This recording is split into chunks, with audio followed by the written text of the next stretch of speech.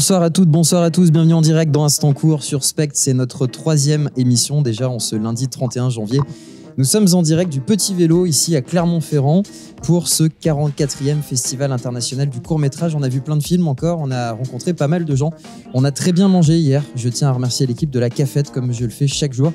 Et aujourd'hui, on a un très beau programme entre nouvelles chroniques, bien sûr, animateurs complètement déjantés, invités de grande qualité de standing. Bref, un programme alléchant que vous allez partager avec nous pendant près d'1 heure ce soir en direct sur l'ensemble de nos réseaux sociaux et diffusé sur le satellite, y compris dans la Station Spatiale Internationale. On salue Thomas Pesquet. Première rubrique ce soir, premier grand moment.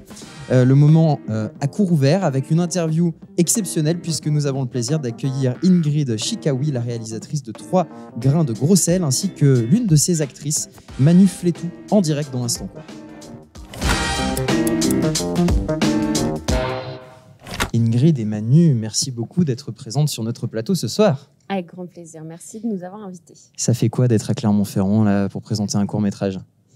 C'est assez... En fait, on vient de terminer le film. Je pense qu'on a fait le dernier export il y a 10 jours. Donc, c'était les toutes premières projections et les toutes premières... là, hier soir, c'était la première fois, moi, que je le voyais en public avec des gens qui n'avaient pas lu le scénario, par exemple. Et donc, je découvrais leur réaction. Et c'est génial, en fait. C'est trop bien. Trop bien. C'était super cool. Sur notre plateau, pour vous poser plein de questions, Camille. Salut Camille. Rebonsoir Evan. Et puis tu as adoré ce film, donc tu as plein de questions à poser. Je vais le redire, mais je suis totalement fan. Voilà, je suis la plus grande fan, je pense. Voilà. Donc je suis très contente, c'est un plaisir de vous voir. Donc, j'ai pas mal de questions, mais on va essayer, voilà. Donc je voulais savoir en fait, par rapport à ton film, quel a été le processus d'écriture en fait, comment tu t'es documenté, comment ça s'est passé, le scénario. Alors, c'est un scénario qui est arrivé assez vite, au moment où... parce que je voulais raconter cette fois, c'est la fois où j'ai fait croire à ma sœur qu'elle allait mourir, et au 3e grain de gros sel. C'est voilà. Une histoire vraie. Ouais, c'est la partie gros sel, tout ça, ouais. Et voilà. Et en fait, je me suis souvenue d'autres moments, d'autres moments où on avait, expérimenté l'idée de la mort. Et donc voilà, je me suis dit qu'en reliant tout ça, il y avait quelque chose que je pouvais raconter, sur la réflexion que moi j'avais à ce moment-là, sur ce que c'était que d'être parent, et ce que c'était que du coup d'être enfant, et ce que c'était que de grandir dans un milieu un petit peu instable. Voilà. Et donc le scénario est sorti assez vite. Un peu comme ça. Avec l'histoire que tu nous as dit avec ta sœur, je pense que oui. Du coup, aussi, ma question maintenant, c'est est-ce que tu peux nous expliquer en fait le choix de la mise en scène? Moi, je trouvais le côté folie, du coup, ce que tu as fait pour rapport, moi, c'est quand je dis le côté folie, c'est l'environnement, du coup, le comportement même, mais aussi les mouches. Je trouvais ça intéressant, si tu voulais bien nous en parler. Oui, on peut en parler. C'est quelque chose qu'on a travaillé très très en amont avec Manu, qui est elle aussi, avec qui on écrit ensemble d'autres projets. Elle aussi, elle est réalisatrice, en plus d'être comédienne du coup, et elle est illustratrice. Ok, trop bien. C'est elle qui a fait les illustrations, tous les dessins qu'on voit dans le film sur les murs, etc. C'est elle qui a tout fait.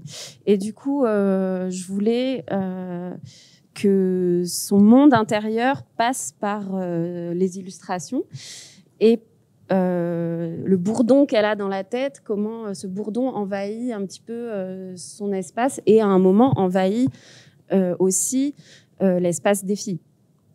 Voilà, et donc les mouches, c'est ça. Ok, et pourquoi le titre du coup, le 3 grains de gros sel, pardon? Parce qu'elle mange 3 grains de gros sel et que du coup elle va mourir. Ok. C'est vraiment c'est le point de départ de l'histoire, quoi. C'est qu'elle mange 3 grains de gros sel, et je sais que c'est un titre qui est... j'ai pensé longtemps à changer le titre parce que tout le monde échange. Tout le monde dit 3 gros grains de sel ou 3 grains de sel ou 3 gros sel. 3 grains tout court. Ouais, voilà. Et donc, mais il y avait quelque chose avec le grain de folie que j'aimais bien aussi, et le côté titre de fable un petit peu. Comme un titre d'un conte pour enfants. Voilà, parce que c'est un film qui est vraiment du point de vue des enfants, et du coup, voilà. Ouais, et du coup, en fait, ce que je voulais savoir, par exemple, peut-être que la question, tu l'as déjà répondu, du coup, par rapport à l'histoire réelle entre ta sœur et toi. J'allais dire comment était conçu le lien entre les deux sœurs, mais surtout aussi, bah, du coup, ça peut être aussi la question à Manu, c'est comment s'est passé le tournage avec les enfants. Voilà, pour vous deux. Moi, je peux répondre sur l'écriture, enfin, à l'écriture, c'était déjà un travail de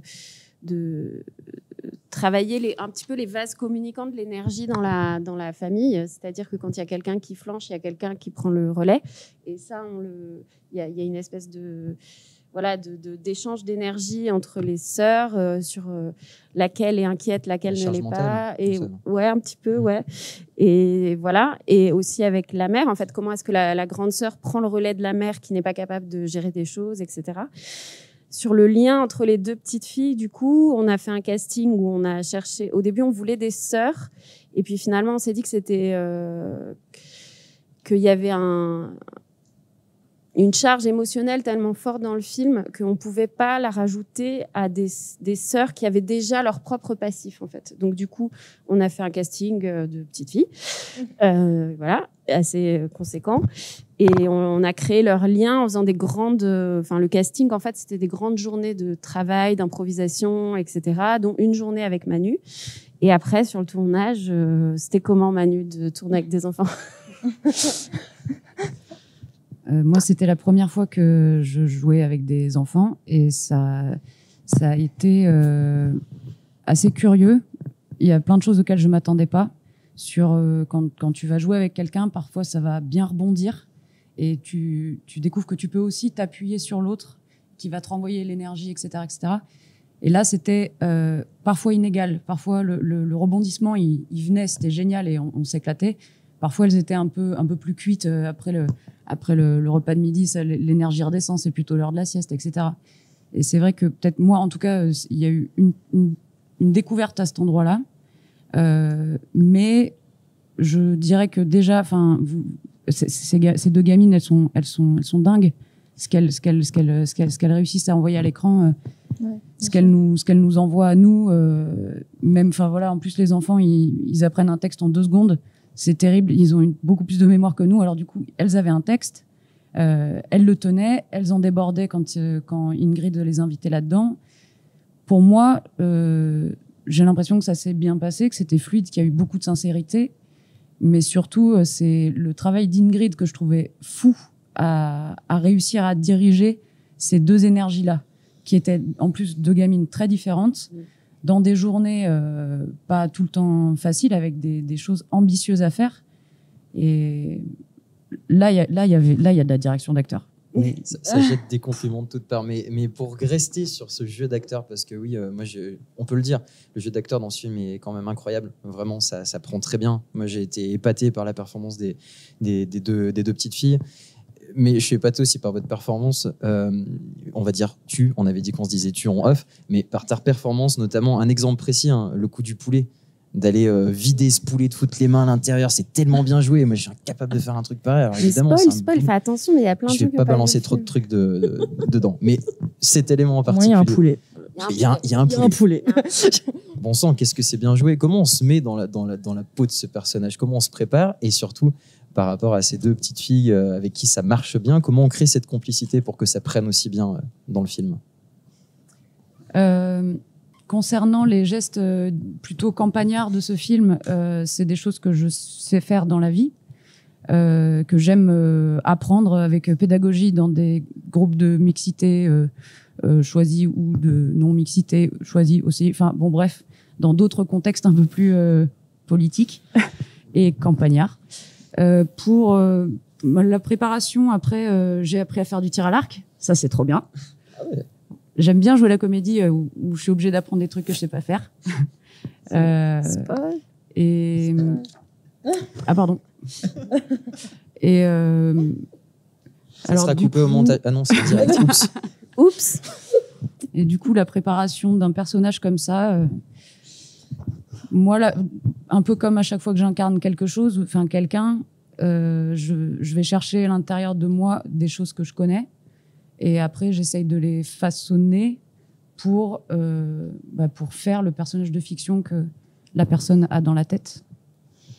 Et pour la complicité autour de cette scène de cuisine, c'était assez simple en fait parce que en fait, elle leur a fait une leçon de choses, quoi. Elle connaissait les gestes, elle avait plein de choses à leur montrer, et en fait, elle l'a fait. Et les filles étaient vraiment au départ subjuguées et fascinées, et elles ont vraiment appris des choses, et elles étaient trop contentes et tout. Et en effet, il y a un moment où c'est trop pour elles, quoi. Et ça, on le voit très très bien à l'image. Parce que ça fasse vrai en fait, parce que c'était vrai. Et oui, ça c'est une scène, c'est une scène qu'on a tournée presque en mode documentaire en fait, parce qu'on n'avait pas trop le choix, on n'avait pas non plus 1000 poulets, on n'avait pas 1000 choses, donc on avait et on n'avait qu'une seule caméra, donc en fait on a tout fait d'un coup, un peu comme ça, voilà. Après, ça a été cette situation, elle était, enfin moi j'essayais d'amener de la dédramatisation un peu permanente, à faire des blagues, etc. Je pense que ça se sent aussi dans ce moment qu'on capte dans le film. Elles l'ont pas mal vécu. Disons que voilà. Moi, en tout cas, j'avais confiance que ça allait bien se passer, et ça s'est bien passé. Ouais, ça s'est bien passé. Mais la petite fille, tu vois, elle a revu le film hier, et elle veut toujours pas voir ce moment, quoi. Elle cache ses yeux comme ça. C'est ce moment-là qu'elle aime pas. Donc, voilà. C'est chouette, Manu, parce que tu m'as répondu à une question que j'allais te poser après, donc c'est super. J'aurais une dernière question qui est sur la technique. Ouais. C'est quelque chose aussi que j'ai beaucoup aimé. Alors en fait, je voulais savoir comment tu as choisi sur les couleurs, et je vais te dire pourquoi, parce que j'ai remarqué quand on était dans la maison, il y avait un ton vert, et je me suis dit, est-ce qu'il y a une signification, est-ce que c'est un choix ou autre, et qu'à la fin il y a une couleur côté harmonie.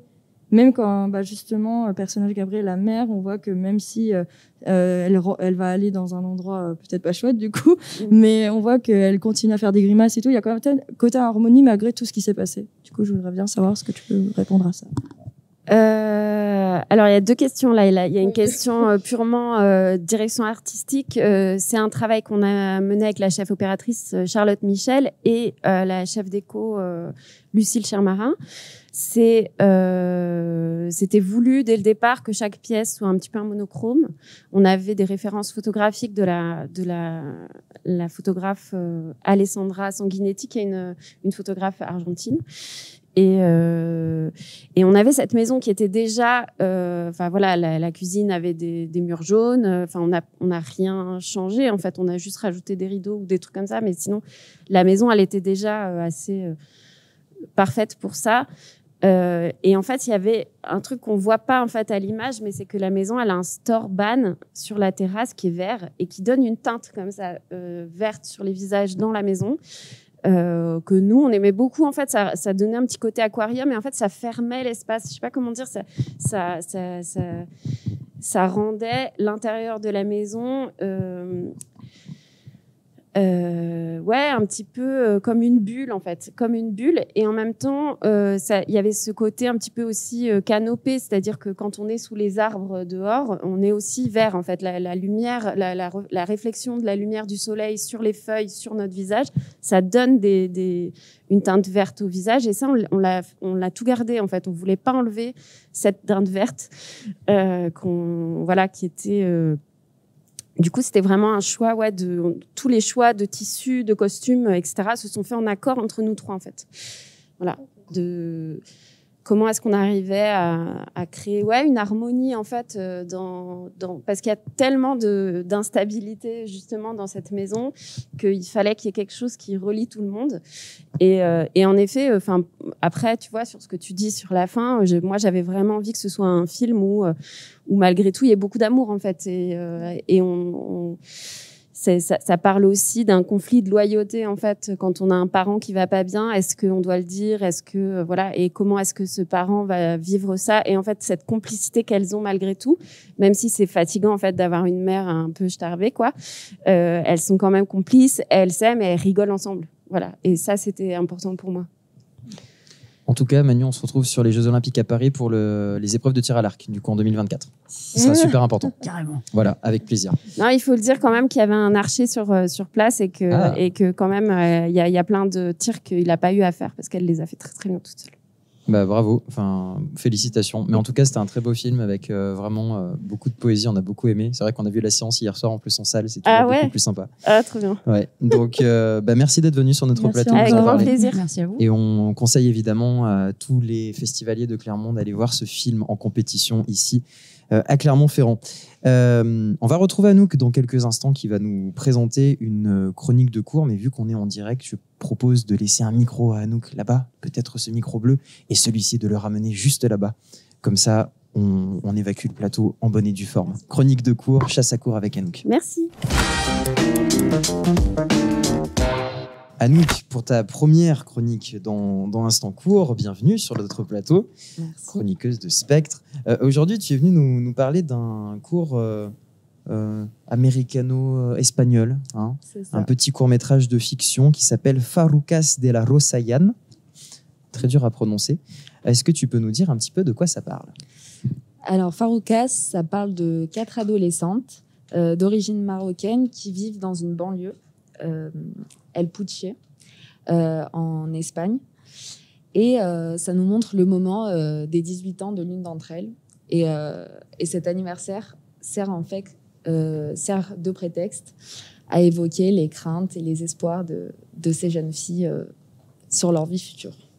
On va regarder le teaser de ce court-métrage maintenant.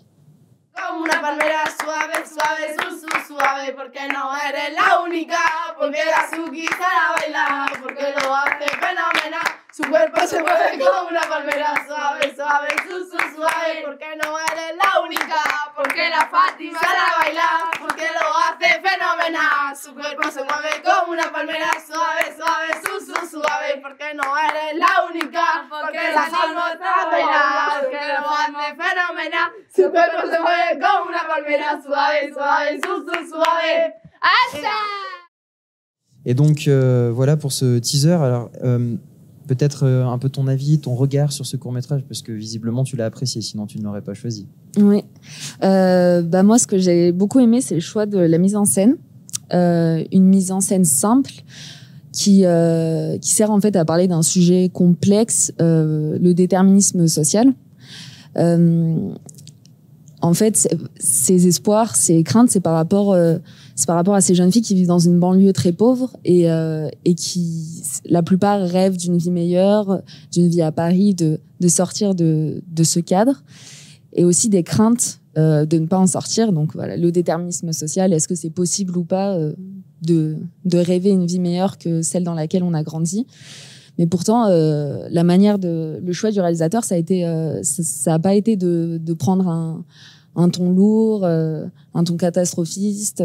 Il a choisi le contexte d'une fête d'anniversaire. Des 18 ans. Des 18 ans, donc symbolique, parce que c'est le passage à la vie adulte, donc l'opportunité de rêver peut-être à ce qu'on va devenir. Et en fait, il y avait une ambivalence entre les scènes musicales, les scènes de fête, les dialogues légers, l'humour, mais ce ton grave par rapport aux craintes surtout d'une jeune fille qui essaye de réveiller ses amis, qui leur disent non, on est coincé dans cette banlieue, et aussi les images de la banlieue qui contrastent avec le lieu fermé de la fête d'anniversaire, de la banlieue délabrée, pauvre. Et donc, qui pose en fait une question politique sous ces airs de fête. Des courts-métrages politiques, ici il y en a à Clermont-Ferrand, et donc voici encore un exemple de ce que vous pouvez voir dans cette semaine qui s'achève donc samedi. Samedi, on connaîtra les gagnants et les lauréats d'un certain nombre de compétitions ici à Clermont-Ferrand. Merci Anouk de nous en avoir parlé.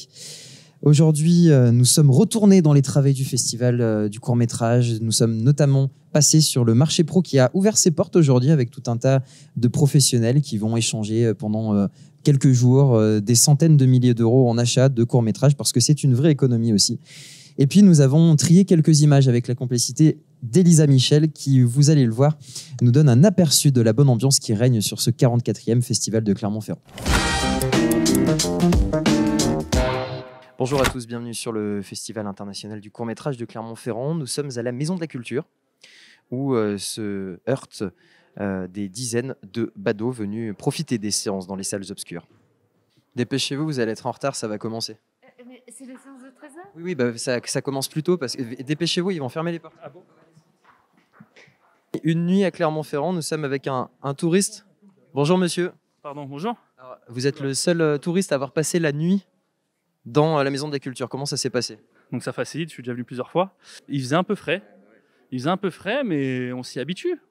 Après, on se nourrit pas de sommeil, mais on se nourrit Essentiellement d'herbes et on se sert dans la plaine de la Limagne. En fait, tu vois, on mange un peu du terreau, du blé. C'est chouette. En tout cas, vous êtes proche du terroir.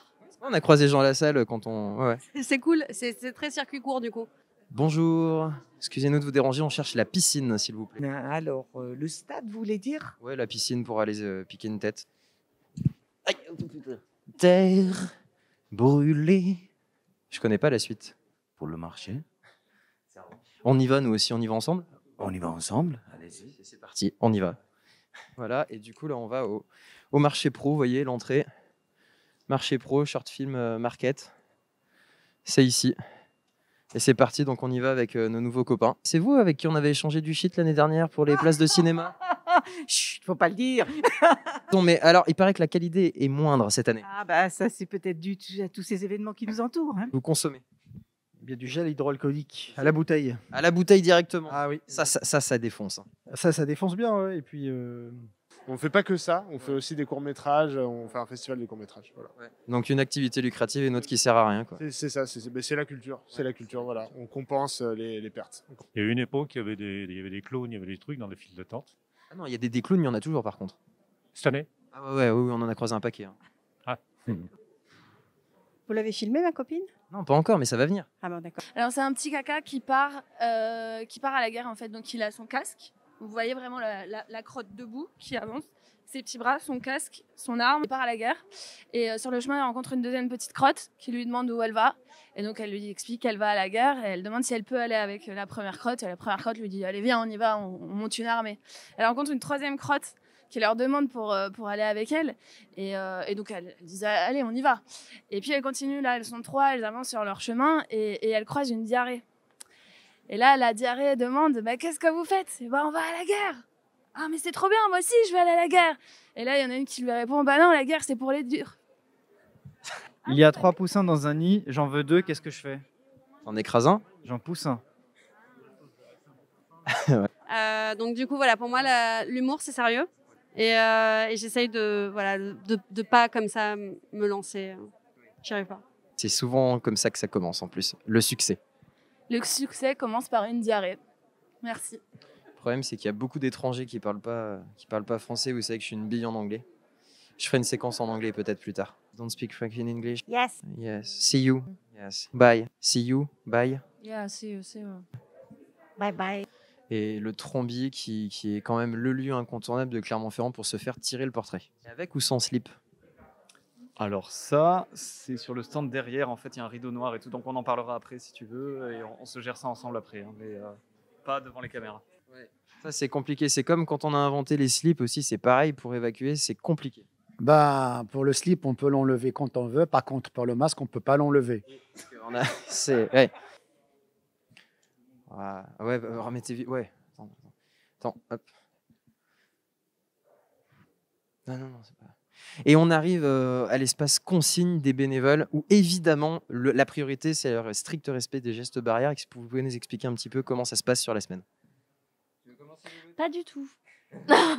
Voilà le Festival international du court-métrage qui cette année s'est mis au diapason compte tenu de la crise sanitaire qui entraîne une crise sociale sans précédent avec des distributions alimentaires. Vous voyez la file d'attente pour aller récupérer les paniers avec des légumes, du fromage, des yaourts qui continuent de s'agrandir ici à Clermont-Ferrand. Les différents demandeurs repartiront avec un panier composé de produits de première nécessité. Là, il y a du chocolat là. Voilà, un reportage sur la grande pauvreté à Clermont-Ferrand, les stocks d'aide alimentaire qui diminuent quand même, c'est pas facile. On va voir à 15h tout à l'heure à l'espace Agora, à 15h on y sera. Bon, on parlera de choses sérieuses. Mais... Ça fait plaisir, c'est mon premier Dice depuis le début du festival, merci. Et oui, les festivaliers sont toujours aussi sympas, vous le savez. Ils jouent le jeu et nous aussi, et ça fait plaisir. On est de retour sur notre plateau pour notre deuxième chronique, interview à cours ouvert. Pour cette seconde interview à cours ouvert, nous avons le plaisir d'accueillir Jordi Monfils Couturiot. réalisateur de 2 films sur ce festival du court-métrage de Clermont-Ferrand. Bonsoir et bienvenue sur notre plateau. Bonsoir, merci. Merci pour l'invitation. Mais avec plaisir, qui aura la chance d'être questionné, interviewé par notre ami Maxime. Alors 2 films, je le disais, La Flûte Enchantée et Lucienne dans un monde sans solitude. Maxime, la parole est à toi pour nous parler un peu déjà de ces 2 films et puis pour lancer les questions. Super. Bonsoir Jordi. Bonsoir. Enchanté de faire votre connaissance. J'ai totalement adoré. J'admire cette cravate. Je sais pas si je vais réussir à écouter les questions. Je fais en sorte d'avoir des questions plus intéressantes que ma cravate. Quand il met les cravates, c'est pas mal. Hein. Vous allez voir plus tard. Ouais. J'aime bien. Merci beaucoup, vous deux. J'avais une question vis-à-vis, là, c'est plus autour de la création d'un court-métrage. Quand on sait que c'est quand même un média qui est encore peu exposé en France, on a la chance d'avoir un festival comme Clermont qui les met en avant. Mais je me suis posé la question, et justement, est-ce que lors de la création d'un court-métrage, cette question de Clermont, elle intervient? C'est-à-dire que est-ce que quelque part dans vos têtes, avec du coup quand même 2 courts-métrages qui ont été sélectionnés. Dans mes têtes. Comme vous voulez. Ouais.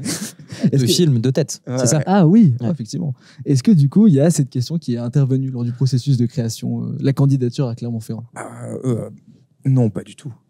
Non, je pense pas. Je sais pas s'il y a des réalisateurs qui pensent au festival au moment de l'écriture. C'est un peu, un peu étrange hein, de penser déjà. Ouais. Le plus simple, c'est de le tenir comme ça, menton. Très mal à l'aise dans les gestes. Comme ça, menton, pour qu'on entende bien. Ah ouais, d'accord. Voilà, comme ça, menton. Okay. Ouais, très bien. Ok, merci. En live. Okay. Vous en sortez très bien. Ok, merci. Donc, on a 2 courts-métrages aujourd'hui en présentation à Clermont-Ferrand. Je vous propose qu'on regarde un des teasers de ces courts-métrages. Bah oui, pour se mettre avec plaisir. Et c'est le teaser de La Flûte Enchantée qu'on va regarder tout de suite. Allez. Ça va, Gandalf? J'ai vu ta magie là, c'est lourd ce que tu fais. Avec ton talent et ta discipline, on pourrait se faire un paquet de thunes. La magie, c'est pas pour l'argent, hein. Sinon c'est magie noire. Tu connais Sarah? Ouais, je la connais. Je l'aime. On se fait un petit coup tranquille, toi et moi. Et après ça, je te la présente. Tu pourras la ramener à l'Elysée, là, dans des bails d'Omar. C'est carré? Carré.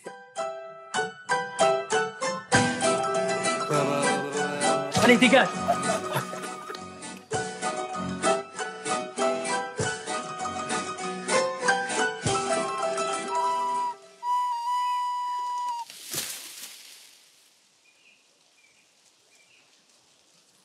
Il fait quoi le ménestrel avec sa flûte là? T'inquiète, c'est mon gars.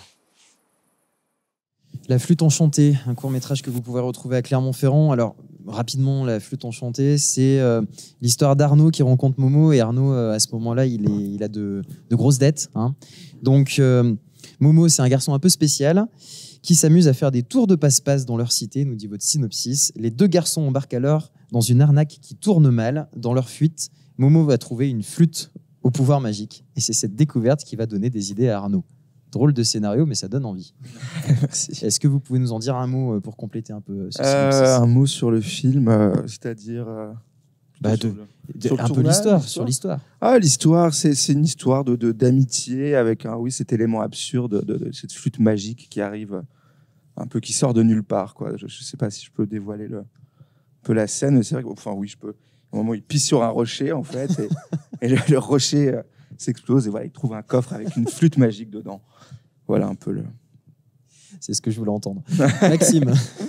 Oui, mais c'est excellent, c'est une très bonne introduction pour ma question, parce que en dépit de toute cette ouverture, de toute cette introduction, on présente un film assez absurde, assez loufoque. Je l'ai quand même ressenti amèrement, ce film. J'ai senti une espèce de sentiment d'amertume, notamment sans divulgacher le plan de fin. Il y a... je pensais recevoir un appel à l'aventure de ce magnifique duo de Luron, mais rien du tout. On est sur une fin vraiment très amère. Et sans parler de votre autre court-métrage, Lucienne, qui est là pour le coup, est un véritable drame qui m'a fait penser à The Lobster, ce qui est vraiment pas une référence de comédie pour le coup. Et je me suis posé la question, est-ce que en ayant fait ces 2 courts-métrages, est-ce que l'amertume, ou du moins cette espèce de ton de déception ambiant, et ce sont des émotions qui vous procurent de l'inspiration, est-ce que c'est ça dont vous vous inspirez dans la vie pour écrire oui, je pense que là, je suis assez, pas pessimiste, mais oui, un peu quand même. Donc forcément, il y a toujours quelque chose qui revient comme ça dans mes films. Sans forcément de faire l'intrus, qu'est-ce qui vous déprime autant aujourd'hui? Qu'est-ce qui me déprime? Je sais pas, c'est peut-être aussi des états. C'est vrai que quand j'ai écrit La Flûte, j'étais un peu dans un moment de tristesse, et donc j'ai eu cette envie de comédie, d'un film sur l'amitié, voilà, de me plonger dans quelque chose et même dans un esprit un peu enfantin, quoi, voilà, de me sortir un peu de ces idées, mais bon, j'ai gardé quand même voilà, une certaine amertume, comme vous dites. Notamment le plan de fin, c'est un véritable revers de la médaille. Je l'ai vraiment, j'ai vraiment attendu la fin du générique et vont dire eh bah. Parce que je m'attendais vraiment à une espèce de scène post-générique. On aurait pu les voir faire la fête, mais pas du tout. La fin est vraiment très triste et c'est dommage parce que. Enfin, c'est dommage. Bon, ça va aller, oui. C'est dommage. Le dérapage incontrôlé du jeune journaliste. Non, parce que moi, je trouve ça assez perturbant du coup que le Candide qui est Momo dans La Flûte enchantée n'échappe même pas du coup à votre pessimisme, mais je trouve ça très intéressant. Oui, c'est surtout lui qui moi. Qui prend puis il me rend triste. C'est en plus un ami à moi qui joue ce. Qui joue ce personnage, il est formidable. Ouais. Et c'est son premier rôle. Et un peu comme tous les acteurs du film sont à part les deux flics et Arnaud, le personnage principal, c'est des gens qui n'ont jamais joué avant. Donc c'est aussi les habitants de la cité où on a tourné, la cité des Mordacs.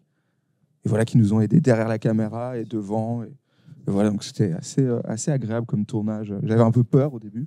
J'appréhendais, mais finalement, ça s'est très bien déroulé.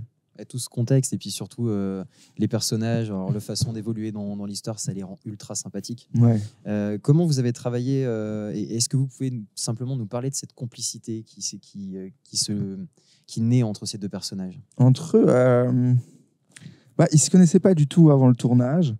Et donc, c'est vraiment quelque chose qui s'est fait... qui s'est fait pendant le tournage. Et c'est vrai qu'avec mon producteur, on a une relation, très grande relation d'amitié, avec mon chef opérateur aussi, avec cet acteur, l'acteur qui incarne Momo. Donc il y avait quelque chose de très familial sur le tournage, de très agréable. Et je pense que ça les a aussi peut-être emportés et aidés à aller vers ça. Et c'est vrai qu'ils ont tous les deux un truc, je sais pas, qui naturellement, en tout cas, je trouve, se passe et qui est assez beau entre eux dans leur relation, et qui s'est, je pense, ça s'est construit à la fois pendant le tournage. Voilà. C'est une gimmick d'écriture qu'on retrouve aussi dans Lucienne, cette espèce de duo de boulets, ou du moins à un moment, un duo où l'un des deux individus qui constitue le duo va devenir un boulet l'un pour l'autre. On trouve ça dans Lucienne, où c'est littéralement le synopsis. D'ailleurs, si on en dit un mot sur ce synopsis, je reprends les termes exacts. Allez-y. Comme ça, mais pour qu'on ait les éléments de contexte, on nous dit: dans un monde sans solitude, dans lequel tout le monde partage sa vie avec son double, Lucienne a une relation avec Paul, un ancien amant qui a perdu son jumeau. Alors qu'elle désire son amour, il veut juste retrouver son frère. L'individualisme et les relations exclusives ne sont pas tolérés dans ce monde, générant plus de dégoût de Lucienne. Son désir l'éloigne de sa sœur et probablement de Paul. Incroyable. Un petit mot pareil sur l'histoire pour qu'on ait quelques éléments en plus du synopsis éventuellement. Un petit mot sur l'histoire, qu'est-ce que je pourrais dire? Notamment le travail sur les doubles qui est incroyable. C'était ma prochaine question. Allons-y alors. Mais c'est très allons-y, oui. Moi, je me suis posé la question. J'imagine que vous n'avez pas fait un casting à chasse ouverte où vous cherchez que des jumeaux, sinon le temps de production du film aurait été faramineux. Mais du coup, est-ce que c'est des astuces de montage, de tournage? Comment on prépare en fait un tel film? En fait, c'est vrai que c'est un film que j'avais écrit. Je l'ai écrit il y a un moment, et comme c'est assez compliqué à faire, ce monde de jumeaux, ça nous a pris un peu de temps, le financement. Et j'ai eu le temps, du coup, de faire la flûte enchantée avant. Et donc, en fait, mon premier court-métrage était avec cette actrice, Stéphane Caillard. Et donc, j'ai tout réécrit pour elle. C'était deux hommes, deux jumeaux, les deux personnages principaux. J'ai tout réécrit pour elle, pour travailler avec elle. Et c'est vrai qu'elle n'a pas de sœur jumelle, donc on a dû trouver des astuces. Et on a travaillé avec une super équipe, donc sur tout ce qui était effets spéciaux. Et donc voilà, il y a un mélange. Il y a pas mal de vrais jumeaux. On a fait un casting. Ouais, il y en a pas mal. Et sinon, le reste, c'est que de la post-production. On avait une espèce de, je sais pas si c'est intéressant, de système de motion control où la caméra. Si, c'est super intéressant, justement. Allez. Là, il faut expliquer. Oui. Pour ceux qui nous regardent, je pense que là, dans de la technique pure, oui. Eh bien, le motion control, donc une espèce de système où la caméra, si vous voulez, par exemple, fait un mouvement de travelling et elle va le répéter au millimètre près, mais à la même vitesse, si on fait un pan, et chaque mouvement va être répété après. Elle peut le répéter à l'infini, quoi. Enfin, l'infini, je sais pas, mais. Et donc, une fois on a calé le plan, une fois qu'on le refait, je sais pas, elle était assise à. J'explique très mal, c'est terrible. Elle est assise à une place, elle fait le premier personnage, et ensuite. elle fait l'autre, et en fait, elle jouait avec sa propre voix. On devait choisir une scène précisément, enfin une prise déjà sur le tournage. Et voilà, elle était confrontée en fait à sa voix. Elle jouait en face du vide, mais... Non, mais ça permet de prendre la mesure du fait que c'est quand même un procédé exigeant, quoi. C'est C'est-à-dire, il y a exigeant, beaucoup de c'est boulot un derrière. peu... moi, en mise en scène, c'était parfois un peu éprouvant. Pour elle, ça va, elle était très, très à l'aise avec ça. Elle est assez impressionnante là-dessus. Mais ouais, et puis, il y a d'autres astuces aussi. Enfin, c'était pas que en mouvement. Mais... Voilà. Maxime, Oui, j'ai une dernière question. C'est en regardant les deux courts-métrages, c'est un truc qui m'a sauté aux yeux, mais ça paraissait évident, c'est qu'en fait, vous avez filmé dans deux milieux sociaux totalement différents, deux classes sociales totalement différentes. Mais je me suis posé la question si, du coup, dans votre cinéma, vous aspirez un peu à vous présenter le kaléidoscope qu'est la population française, c'est-à-dire de voir un peu tout le monde, pas forcément de s'enfermer dans un genre ou en espace en particulier. Est-ce que ça vient de vous, de votre passif personnel, ou juste une envie de simplement... Ouais, peut-être. En tout cas, avec Lucienne et mon premier film, ça se passe un peu dans des espèces de petits villages, parce que moi, je suis né dans un village en Belgique, et j'aime bien ces paysages-là. Donc, je sais pas, il y a un truc peut-être réconfortant pour moi, ça me rappelle peut-être un peu chez moi. Et pour la flûte, là, qui est plutôt... qui se passe principalement dans leur cité, c'était un peu avec le voyage de mon premier court-métrage. Je voyais beaucoup de courts-métrages, et dès que ça se passait un peu en banlieue, je trouvais que c'était très... il y avait toujours une tristesse, enfin, c'est très social et un peu... voilà, je sais pas, j'avais envie... voilà, enfin, c'est pas systématique, évidemment, mais j'avais envie de faire un peu autre chose, une comédie un peu absurde et apporter un peu de fantaisie voilà, dans ce décor. C'est pas courant, mais quand même. 2 films en compétition à Clermont la même année, ça va, on vous dérange pas, non? Enfin, c'est peut-être un peu pour les autres. C'est pas mal pour la frime, moi. Franchement, ça claque. Ouais. C'est J'ai quand même pris une un consécration. melon comme ça. Moi, Surtout que vous m'avez confié en dehors de l'émission que vous êtes très jeune réalisateur, c'est-à-dire que vous avez produit seulement 3 courts-métrages. Consécration. Voilà, c'est consécration, et c'est vrai que vos 2 derniers courts-métrages sont directement passés à Clermont-Ferrand. Donc. Ouais, je crois qu'ils ne se sont pas rendus compte, parce que c'est vrai que les 2 films sont très, très différents. Et ils se sont rendus compte à un moment, je pense, en rentrant mon nom quelque part, que c'était le même personnage. Voilà. Félicitations, on souhaite que ça se finisse bien, du coup. Clermont. Oui. Ouais, et puis, il y aura sans doute d'autres festivals derrière et tout un tas de belles choses à venir. Merci d'être venu sur notre plateau nous présenter ces 2 courts-métrages, on le rappelle. Lucienne dans un monde sans solitude et La flûte enchantée. Visite de courtoisie maintenant, puisque nous avons notre reportage, vous allez voir, préparé avec l'aide de Camille, Enzo, Maxime et Jordan. C'est Camille qui a fait le montage, et aujourd'hui, on va parler de réalité virtuelle. Bonjour à vous toutes et à vous tous. Bienvenue encore dans le festival de Clermont-Ferrand 2022.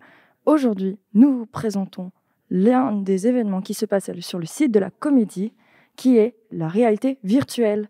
Donc vous pouvez voir juste à côté de moi mes camarades qui essayent, et nous voyons que c'est très intéressant à voir. Ouais, il y a tellement de belles choses. Wow, il y a John Lennon, mais en thaïlandais. Alors, moi, du coup, là, j'étais dans une forêt assez psychédélique. Alors, ouais, j'ai l'impression d'avoir pris 10 000 drogues, et là, je me balade dans des molécules. Voilà, et c'est très sympathique. J'ai l'impression d'être un globule blanc qui se balade vraiment dans un écosystème un peu chelou. Et c'est bizarrement agréable. Et bien maintenant, nous allons interroger Coralie. Bonjour Coralie. Bonjour. On voudrait savoir comment ça se passe ici, les horaires et autres, et si vous voulez nous partager un peu cette expérience sur la réalité virtuelle. Alors, on est à la Comédie, dans la salle de la Traversée, et on est là de 10h à 18h jusqu'à vendredi, qui est le 4, il me semble. Et du coup, on présente divers courts-métrages en réalité virtuelle, ainsi qu'un truc en réalité augmentée. Donc là, on a sur des films de différentes longueurs et différents niveaux d'interactivité aussi. Comme ça, les gens qui n'en ont jamais fait peuvent facilement se prendre au jeu. Ensuite, la réalité virtuelle, c'est déconseillé aux personnes qui ont le mal de mer, et à certains films qui sont déconseillés aux épileptiques, par exemple, aussi. Mais sinon, tout le monde peut le faire, même les plus jeunes. Même si pour eux, il faut plutôt faire attention parce qu'ils ne se rendent pas compte que ça les fatigue ou quoi. Et du coup, après, ils ont un contre-coup plus important. Oui. Comment ça, micro? Pourquoi micro? Dire des trucs, vas-y. Je suis totalement en Thaïlande, quoi. C'est assez impressionnant ce qui se passe. Il y a un quartier animé par une foule complètement en folie. Et des petites plantes. Moi, du coup, c'était vraiment une expérience trop cool. C'était un trip un peu psychédélique où tu suivais, tu avais l'impression d'évoluer dans l'univers, puis à un moment dans une espèce d'organisme parce que tu suivais des globules blancs, tu te mêlais à eux, il y avait des crevasses. C'est pas fun. J'étais bien dans mon monde. C'est trop cool, j'ai adoré. Action. Oui, me ressenti sur l'expérience, c'est que c'est vraiment chouette d'être en Thaïlande, immergé totalement dans ce quartier. On suit vraiment l'évolution sur je ne sais combien d'années, mais du moins on voit l'islamisation du pays qui est la Thaïlande, qui est le plus grand pays musulman. Et c'est assez impressionnant de voir comment l'ambiance change, tous ces décors, il y a les teintes de gris, l'inondation, on imagine vraiment la précarité des habitants. Et grosso modo, sur l'expérience VR, ce que je dirais, c'est que ça fait mal au crâne. J'ai très très mal au crâne actuellement. Mais ça vaut vraiment le coup, 12 minutes immergé dans un tel système, c'est super. Je suis paniqué parce que j'ai soif, je suis très déshydraté. Méga recommandation, c'était trop bien. Et voilà, là j'ai juste envie de le refaire pour revoir d'autres détails et ce serait, je conseille à tout le monde de le faire, quoi. Après, faut pas être épileptique, vraiment pas. Ça vaut pas le coup. Je conseille pas aux épileptiques de le faire. Le faites pas. Si vous ne savez pas quoi faire dans ce festival du court-métrage de Clermont-Ferrand, eh bien, on vous recommande vivement de tenter la réalité virtuelle. Voilà, petit reportage pour vous mettre l'eau à la bouche. Bogoré, tu es sur notre plateau maintenant et tu vas venir nous parler d'un court-métrage. C'est le moment chasse à court. Le court-métrage dont tu as choisi de nous parler aujourd'hui, il s'agit de Ir y Volver, un film mexicain essentiellement. Est-ce que tu peux nous en dire deux mots ? Oui, tout à fait, Evan. Alors, c'est un documentaire de 12 minutes réalisé par José Pemar, qui est d'origine mexicaine. Voilà, donc l'histoire, c'est c'est sa maman en fait qui est gravement malade. Voilà, donc elle est en soins intensifs à l'hôpital et lui nous raconte un petit peu l'expérience qu'il a ressentie parce qu'il était à l'autre bout du monde. Voilà, et donc du coup on a des extraits de conversations entre lui et sa maman et lui et comment il a vécu l'expérience et comment ça l'a un petit peu, je dirais, torturé durant cette épreuve. Voilà. On va regarder le teaser justement de ce court-métrage.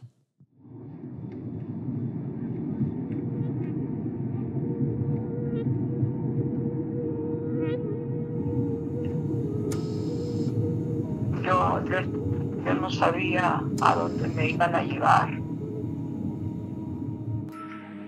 ¿Qué onda, madre? ¿Cómo estás?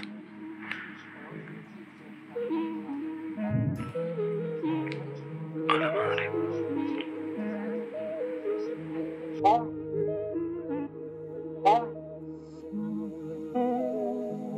Cuando iba llegando ahí, ya no supe de mí, ya no supe más.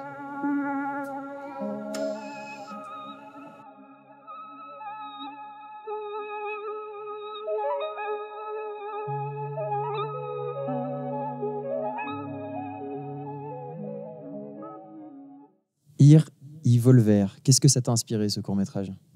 Alors, avant toute chose, moi j'ai trouvé que c'était un court-métrage plein de messages, même si ça ne le dit pas explicitement.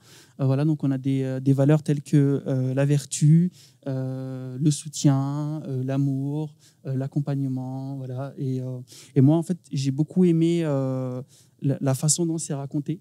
Parce qu'à la fois, on a son expérience à lui, mais aussi sa maman, comment elle a vécu l'épreuve, et aussi comment elle a pensé comment dire, que tout était fini, voilà, qu'il n'y avait plus d'espoir, parce que du coup, les médecins autour d'elle étaient assez pessimistes sur son état.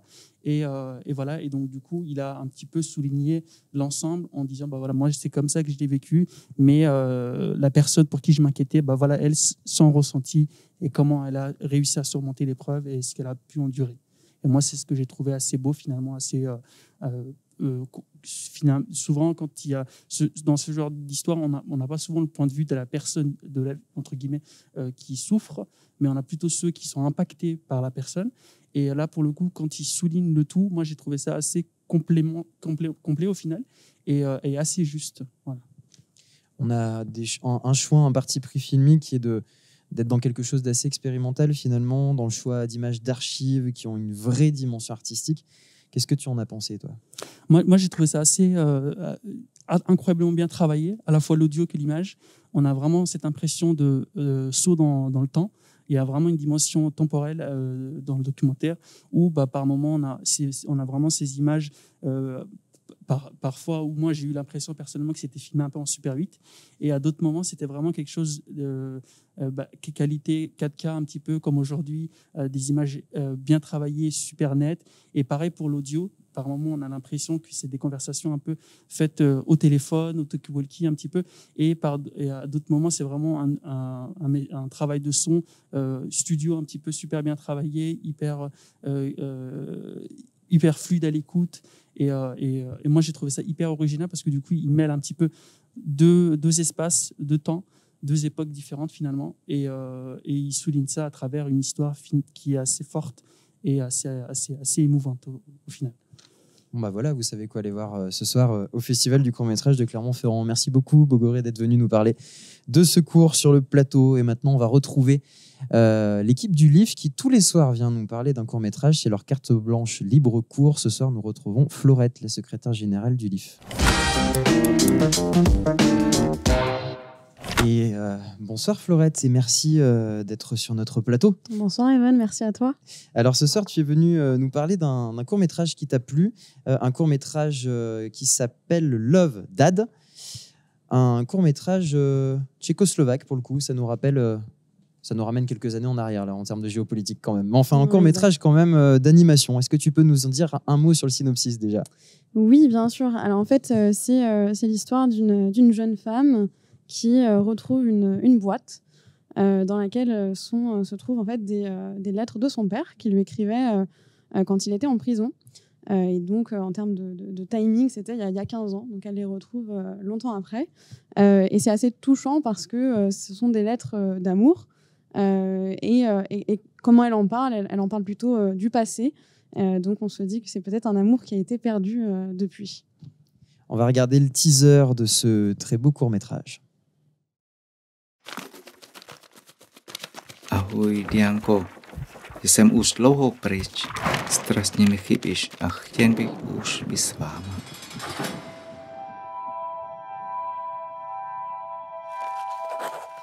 Milý tati, děkuji ti za všechny tvé dopisy, které jsi mi napsal. Ten rok, kdy jsi byl ve vězení, byl pro nás takto nejbližší období.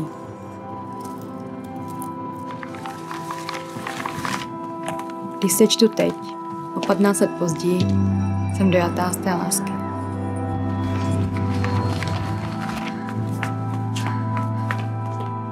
Nesedím se za to, že jsi byl ve vězení.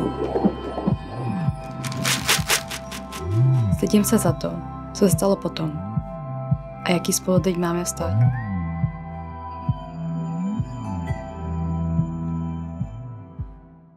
Alors, est-ce que tu peux nous dire un mot justement sur le mélange d'animation et de prise de vue réelle qu'on retrouve à l'intérieur ? Oui, carrément. Moi, c'est quelque chose que j'aime beaucoup, c'est ce mélange entre les différentes techniques, on va dire. C'est hyper intéressant parce qu'en fait, il y a un mélange un peu de vidéos, d'images, de collages un peu. Il y a des images qui disparaissent et puis qui se découpent, qui s'entrecoupent. Il y a beaucoup de choses qui se passent visuellement, graphiquement, c'est vraiment très beau. Moi, j'ai vraiment adoré ce côté-là où on est emmené dans l'image parce que c'est vraiment super sympa et accompagné en plus par un récit, une voix off qui est assez agréable et puis évidemment, comme ça parle d'amour entre un père et sa fille, qui est quelque chose qui se montre pas en général entre eux. Et donc là, c'est un amour qu'ils s'échangent en fait par message. Lui, il lui a écrit. Et elle le retransmet ensuite là par ce dialogue, par cette lecture de lettres où elle se rappelle de l'amour qu'ils se portaient l'un l'autre et qui a peut-être été perdu, quelque chose qui s'est effacé. Et donc en effet, je trouve que le mélange des deux techniques apporte vraiment quelque chose au récit.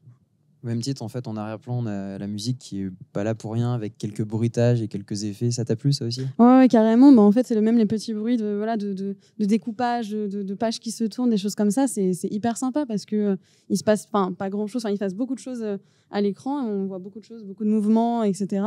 Et en plus, il y a des petits sons. C'est très doux. En fait, c'est plein de douceur, tant visuellement que à l'oreille. Et c'est un plaisir à regarder. Merci Fleurette d'être venue nous parler de ce court-métrage. On rappelle que le LIF annoncera demain les dates du prochain festival du film Jeunes de Lyon. Tout à fait. On a très hâte. Donc restez connectés. Et puis en plus, l'appel à projet va ouvrir. Exactement, demain. Donc restez connectés pour ceux qui veulent tenter leur chance et être diffusés dans ce très beau festival de cinéma lyonnais. Merci. Et puis on se retrouve demain avec quelqu'un encore de l'équipe du LIF. On garde un petit peu de suspense avant de révéler son identité. Donc vous verrez demain soir en direct sur Spectre. C'est l'heure de notre nouvelle rubrique. Ce soir, inédit, l'avis de la critique. Nous avons demandé l'avis à 2 spécialistes de critiques cinématographiques qui ont travaillé pour les plus grands magazines, les plus grandes revues du domaine, de nous parler de l'un des courts-métrages que nous leur avions proposé. Vous allez voir, leur avis est plutôt tranché, plutôt particulier. On écoute. Bienvenue, chers téléspectateurs, pour cette nouvelle émission de l'avis de la critique où nous allons parler à chaud du film Radio Love de Monsieur Mohamed Hamada Jordan.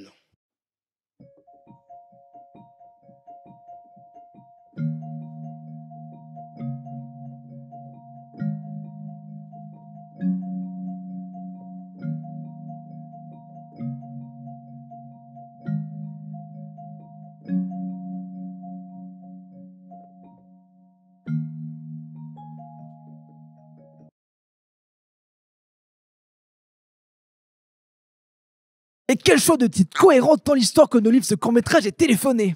C'est un film qui n'a pas été sélectionné par le Festival de Clermont et nous savons clairement pourquoi. Il faut dire que c'est quand même le compo en court-métrage qui se targue de parler d'un passé perdu avec une technique autant à la ramasse. Je remercie personnellement les membres du jury de nous avoir épargné la vue en salle de cet étron fumant. Étron, vous êtes bien gentil, mon cher.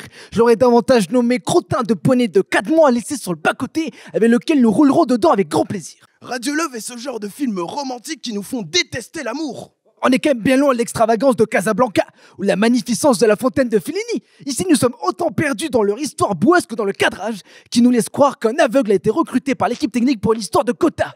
Et nous suivons l'histoire obscure d'un type qui trouve l'amour au fin fond d'une radio aussi déglinguée que le scénario. Je suis désolé, mais Radio Love est un film fantastique, mais ce qu'il y a de fantastique, c'est de voir à quel point le réalisateur est à côté de la plaque. Par plaque, je suis persuadé que vous parlez d'une plaque de cuisson, tant le court-métrage que nous livre Monsieur Mohamed est honteusement réchauffé. Vous dites réchauffé, je dis amer, tiède et indigeste, et je suis désolé, Monsieur Mohamed, mais vous nous devez une séance chez le proctologue car votre film m'a rendu incontinent. En conséquence de tous ces mots, je proscrirai donc une boîte d'Imodium à quiconque se lancera dans l'aventure périlleuse qu'est Radio Love. Et sur cette belle critique juste et détonnante, on vous souhaite un bon appétit.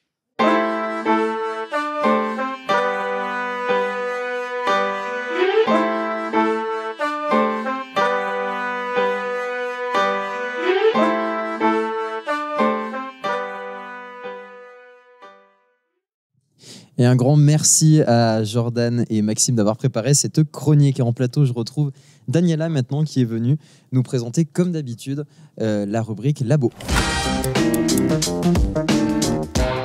Ce soir, Daniela, tu nous présentes un court-métrage qui s'appelle Concertina. C'est un court-métrage mexicain. C'est ça, c'est un court-métrage par Gabriel González Acosta. Et c'est une production qui a normalement des caractéristiques latino-américaines, qui vont du décor, des costumes, récits, jusqu'à même le genre choisi. Je retrouve énormément d'indices d'un genre spécifiquement latino-américain, c'est-à-dire le réalisme magique. Initialement, c'est un genre littéraire, mais qui maintenant commence à prendre énormément d'ampleur dans la cinématographie et d'autres médiums artistiques. Et je parle de ça au début parce que c'est crucial pour comprendre ce qui se passe dans ce court-métrage un peu particulier. Alors justement, c'est quoi un peu le synopsis? Qu'est-ce que ça raconte? Alors déjà, ce qu'il faut comprendre un peu, c'est qu'il n'y a pas une ligne directrice linéaire. C'est un court-métrage avec une succession d'événements aléatoires. Et dans l'histoire, on a deux frères qui se racontent l'un à l'autre ses rêves. Dans un premier temps, on est dans une ferme et un frère commence à raconter son rêve à l'autre. Là, on commence à avoir des images de ce rêve. Et maintenant, on se retrouve dans une jungle où il y a les deux frères. Maintenant, le deuxième frère prend la parole dans le rêve et commence à raconter son rêve à lui. On se retrouve maintenant à nouveau dans la ferme pour continuer à entendre le rêve du premier frère. Et ainsi de suite. On est dans une boucle onirique continue, sans fin. Seuls ceux qui consomment des drogues très fortes peuvent comprendre de quoi tu parles, Daniela. Alors, il y a un travail extrêmement intéressant sur la lumière dans ce cours. Oui, il y a un grand parti pris niveau lumière, puisque tout le court-métrage a été enregistré avec la lumière artificielle. Et même le créateur du film a choisi de faire en sorte, avec la lumière artificielle, de faire des espaces avec l'aspect de lumière naturelle. Et d'autres avec clairement de la lumière artificielle, avec des violets, des bleus, des jaunes, pour donner de l'aspect onirique. Et aussi, il a choisi de mettre en valeur certains objets, soit en les éclairant, en les obscurisant, ce qui était assez dérangeant pour les spectateurs, puisque quand tu regardes un film, tu attends que l'objet qui soit éclairé soit celui qui soit mis en valeur. Mais ici, ça se passait au contraire. L'élément qui était obscuré, c'est celui qui prenait la valeur. Et que déconcertait un peu les spectateurs. Et quand tu comprenais un peu la démarche, il rechangeait à la démarche de base. Du coup, il fallait bien suivre. Bon, vous pouvez retrouver ce cours dans le programme Labo, évidemment, dans les séances du Festival du court-métrage. Merci Dani d'être venue nous parler de ce cours. Merci, Evan. Sur le plateau d'Instant Court, et Instant Court qui touche bientôt à sa fin. C'est l'heure de la rubrique Court-circuit, le billet d'humeur. Et oui, parce que hier soir, Christiane Taubira a remporté la primaire populaire dont elle était finalement la seule candidate. Une investiture aux allures d'élection des délégués de classe au collège menée sur la base d'un vote au jugement majoritaire. Christiane Taubira a obtenu une mention bien plus, juste devant Yannick Jadot, qui finit deuxième avec une mention assez bien plus, et Jean-Luc Mélenchon assez bien moins. Ces deux-là n'étaient même pas candidats. Ça me rappelle un peu le collège, quand tout le monde votait pour Maxime, l'amuseur de la classe, pour rigoler, et qu'il se retrouvait à défendre les revendications pour les récréations plus longues, et surtout les plaintes contre l'haleine Fleur d'anus de Jacques Ampès, le professeur de SVT en conseil de classe. Ça nous a rappelé de sacrés souvenirs, enfin en tout cas moi principalement. On se croirait presque dans un meeting olfactif de Jean-Luc Mélenchon. Mais ici, c'est bien Taubira l'attraction, et ce matin à Clermont, tout le monde ne parlait que de ça. Non, on déconne, on a surtout croisé des gens désabusés, comme celui, des regards désabusés en tout cas, comme celui de Jules Édouard, originaire du 11e arrondissement de Paris. Le prénom a été modifié, bien sûr, qui nous expliquait ne pas avoir pu voter car il n'a pas reçu de mail pour cette investiture. Très déçu, le monsieur. Mais on a aussi croisé le fan club de Christiane Taubira, enchanté par une candidature de rassemblement. Il faut dire que depuis sa victoire, c'est la fête dans les locaux de Libération à Paris que je salue, évidemment. En revanche, tous étaient d'accord pour dire que le jugement majoritaire, c'était bullshit. Quel enfer! On a donc assisté à une primaire en mode Startup Nation, fondée sur la notation des candidats, qu'ils aient un programme ou non. On attend avec hâte la remise des diplômes et bien sûr, et principalement, la soirée qui suivra, où on pourra peut-être voir qui c'est Christiane Taubira se rouler un joint avec Anne Hidalgo, où on pourra aussi, pendant que Yannick Jadot tente sa chance avec Fabien Roussel, juste avant que ce dernier amateur de bon vin ne vomisse ses tripes, gâchant par là ce bon bout de viande et ce beau morceau de fromage dont il s'est délecté plus tôt dans la soirée, tandis que Jean-Luc Mélenchon lui tient les cheveux avec bienveillance et compassion. Bref, une vraie union de la gauche, comme tous les instigateurs de la primaire populaire l'ont sans doute rêvé après quelques soirées très arrosées. Mais tout ça, à vrai dire, ne tient que de la fiction. Une fiction qui pourrait avoir toute sa place dans les séances du festival du court-métrage, tant nous en sortons tout chamboulés. Hier soir, nous avons d'ailleurs pu profiter d'une séance à la Maison de la Culture. Ambiance cosy, fauteuil confortable, chaussures retirées, laissant émaner un doux et onctueux filet de jus de pied. Il n'en fallait pas plus pour nous sentir pousser des ailes. Nous voici, critiques de cinéma. Même critique acérée sur les super productions grand public, contre même admiration forcée et déclamation adulatrice pour des films d'auteurs poétiques. Non, vraiment, on se serait pris pour les Inrocks, le côté bobo en moins, car Saint-Étienne, c'est pas le Marais non plus. Voici que je m'imagine déjà en train de faire la critique du prochain Indiana Jones avec le vétéran Harrison Ford, né avant l'invention de l'électricité et déjà vieux à ma naissance, qui pourrait jouer le rôle d'un aventurier sourd et malentendant dans un fauteuil roulant pour jouer la carte de l'inclusion, à moins qu'il ne se fasse piquer la vedette par Michel Drucker, qui sert actuellement de sujet témoin pour la prochaine réforme des retraites que nous prépare Emmanuel Macron s'il était réélu. Dans ce cas, on passerait de 42 à 70 années de cotisation, ce qui ne semble pas pour autant effrayer la reine Elisabeth, elle qui avait déjà enterré 17 des prétendants qui avaient misé sur sa maison de campagne en Viager. Et qu'on attend toujours sur le plateau d'Instant Court, évidemment, au moins l'espace d'un court instant, vous savez.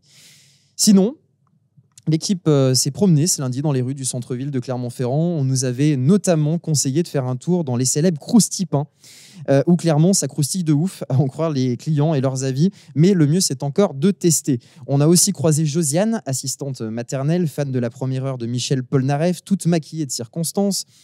Mascara bleu marine, eyeliner verdâtre, fard à paupières mauve canard, fond de teint et rouge à lèvres flashy, le tout de chez Action, évidemment. Oh, Josiane, elle est tellement jolie que j'en rêve. La nuit, c'est une poupée qui fait non, non, non, non. Toute la journée, elle fait non, non, non, non. J'en rêvais la nuit, enfin, la voici. Josiane envahit mes pensées, son regard, ses doigts de fée. Elle m'hypnotise comme la pluie, elle me charme comme la nuit. Je m'abandonne à elle dans un dernier espoir salvateur. Mais il me faut déjà conclure, tandis que je sors de ce rêve, éveillé sur le plateau d'Instant Court, accoudé au comptoir d'un théâtre transfiguré qui subit de plein fouet mes billets d'humeur politisés. Et puis il nous faut déjà nous quitter. Le plateau s'éteint, absorbé par mon talent manifeste pour les déclamations à la porte-pièce. Romain en régie n'en a que faire, lui qui se soucie seulement de la forme, mais certainement pas du fond. Le fond que je pourrais enfin toucher si je poursuivais plus longtemps ce moment. Alors je cesse et je vous souhaite une bonne soirée de festival. On se retrouve demain en direct à 18h, bien sûr, sur Instant Court. Bonne soirée, ciao.